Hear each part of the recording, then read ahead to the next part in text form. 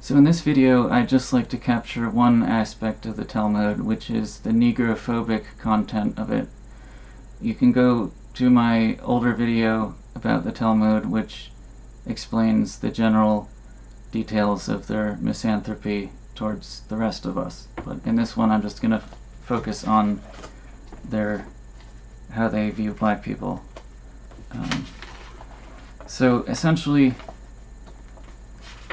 there is, in the Talmud, they view the story of Noah and Ham.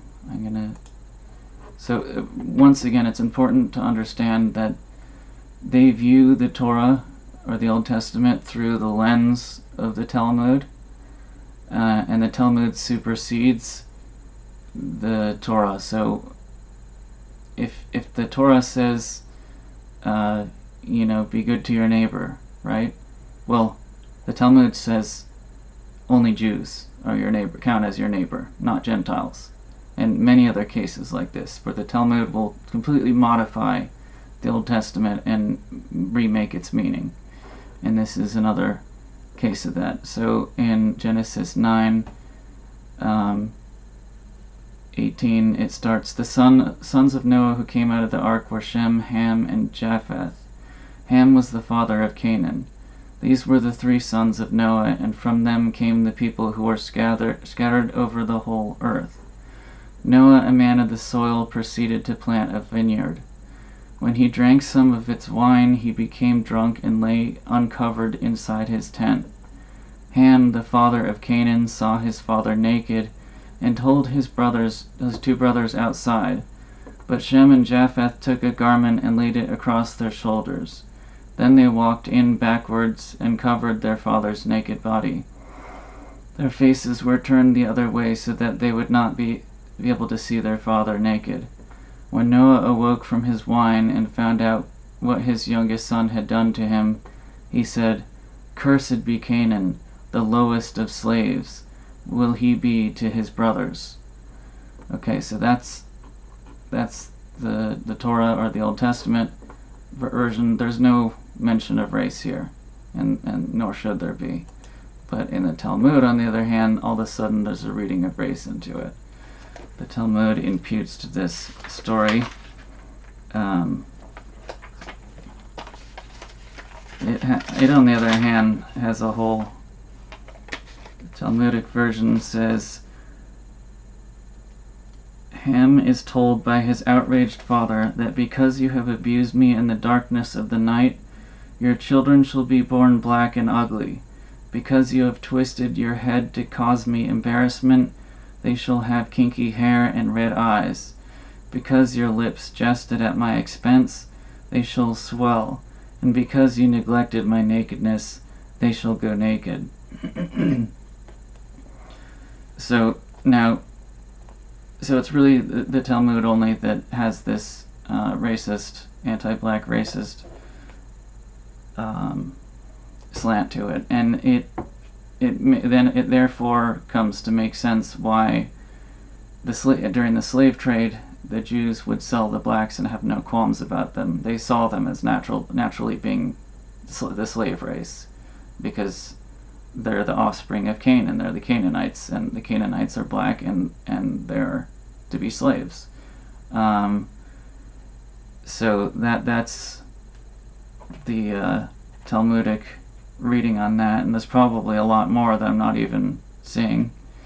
And then on top of that, so the Nation of Islam had a book, I believe, called The Secret Relationship Between Blacks and Jews, which basically told about what the Jews did during their role in the slave trade, and I think it might have unmasked some of their Talmudic disdain for them. Disdain to the point where the Ethiopian Jews, because they're black, are not allowed in to Israel. And even if you're even if you're Jewish, they look down on you for being darker skinned. In Israel, it's the white ones, the whitest, most Ashkenazi looking ones, who are at the top. People like Netanyahu, who are white skinned and have light eyes. There is, and you see this in their hatred towards the Palestinians, particularly the ones that are darker. There's a racism to it. Anyway, as far as this Nation of Islam and the secret relationship between the blacks and the Jews had this one Jew, Dr. Schorsch, who is actually a liberal and was trying to repair what was done in the black-Jewish relationship.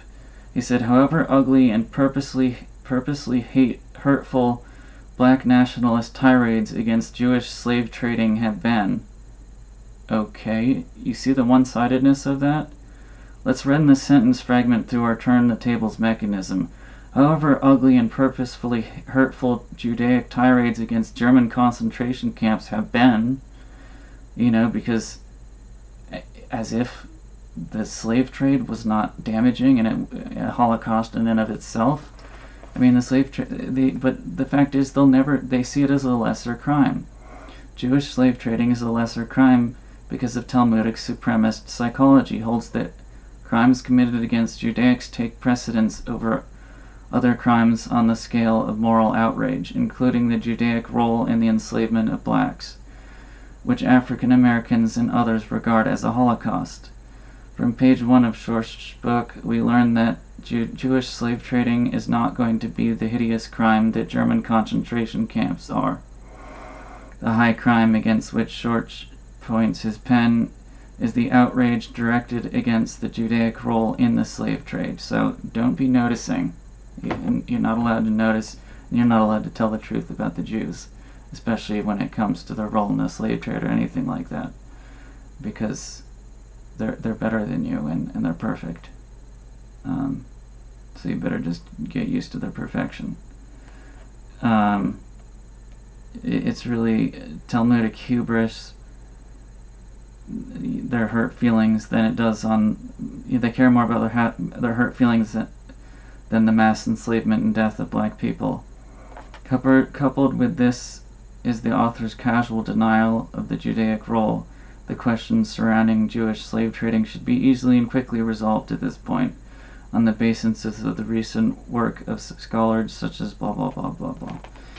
Okay, not need. Everyone who cited in these works is either a pamphlet or an article in a periodical, appearing after the publication in 1991 of the Nation of Islam's intriguing history, the secret relationship between blacks and Jews, which so offended the Jews.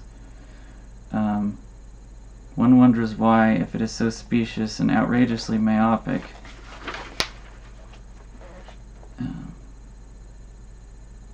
So yeah, revisionist historian Grimstat. In the early 1990s, Louis Farrakhan's Nation of Islam published its astounding study, The Secret Relationship Between Blacks and Jews, laying bare in awesome detail the long-buried story of Jews and the African slave trade.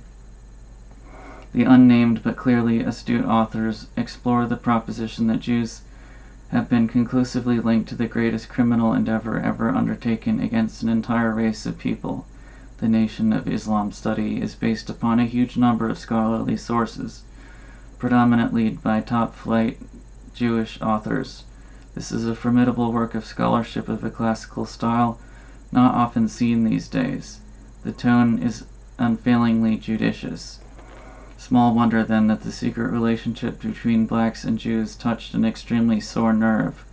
The American Jewish Committee's Kenneth Stern darkly declaimed that its continued distribution and promotion is one of the most dastardly anti-Semitic acts in American history. Each Jewish agency then followed up with pronouncements almost as ritualized as a pathal anathema.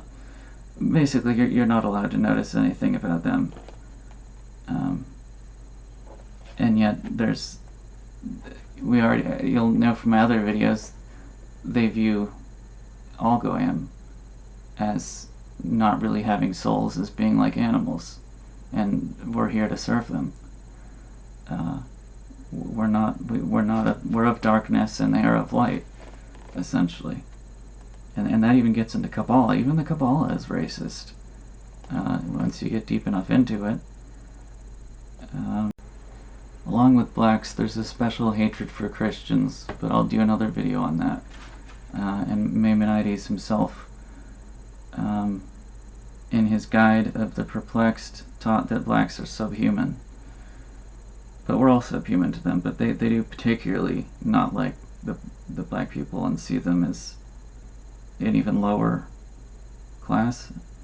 One of the missions is to explain away the preponderance of anti-black invective in sacred rabbinic texts. This gets interesting because the Old Testament contains no anti-black invective.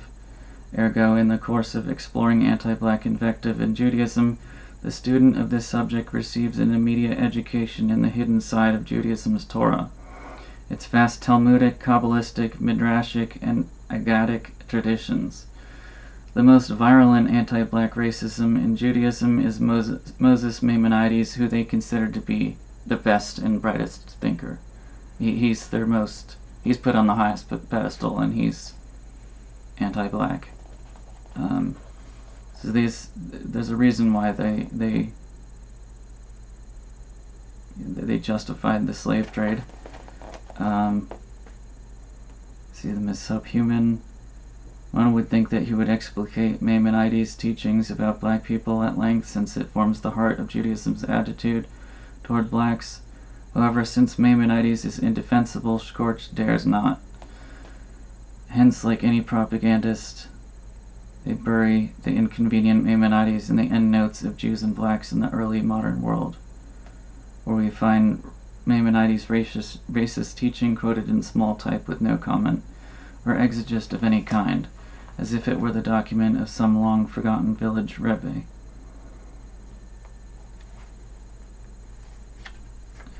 He writes, seeing a Jewish curse on Ham behind every English notion of black accursedness will not do.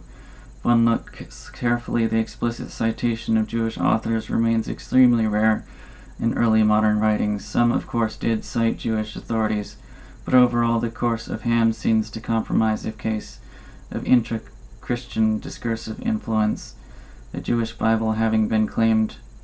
Okay, so just deflecting. Nice try, but the fact is, the Israeli Bible was misappropriated by the rabbis, not the Christians.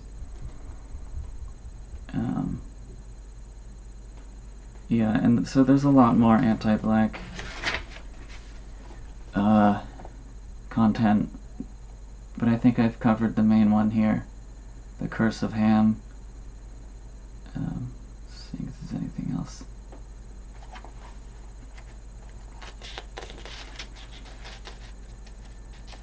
So yeah, the Ham's son Canaan and all Canaan's issue are forever fated to suffer perpetual slavery and black skin, without the possibility of their condition ever being ameliorated. So yeah, there we go. And I'm going to keep it short and simple this time. I hope that was educational and to the point, unlike last time where I spent a little too long just going over everything. But yeah, I do this for the sake of truth, and also that white and black, like black brothers and whites would get along and see who's been doing the manipulating. And not to say that whites aren't guilty for some things in the past. Certainly we gave them a hard time and enslaved them and stuff, which is unforgivable. But I just want to show that these days we need to stay allied, because they want to divide and conquer. That is their goal, when we should be focusing on them and the fact that they don't allow us to notice. There's a quote somewhere that says, if you want to know who controls you, find out who you can't criticize. Well, there you go. Anyway, hope that was helpful. Please subscribe and leave a like.